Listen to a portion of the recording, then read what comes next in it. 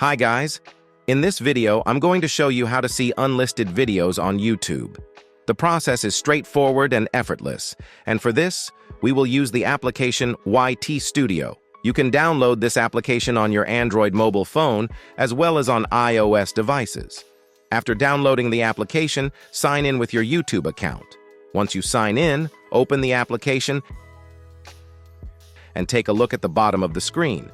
You will see different options: Dashboard, Content, and Analytics from here. Tap on the second option, Content. So, these are my videos on YouTube. And how can I check the unlisted video? You just have to do one thing. Tap on these 3 vertical lines. Now scroll down. Here, you will see the visibility of the option.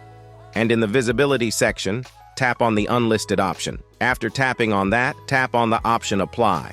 So these 2 videos are unlisted on my YouTube channel.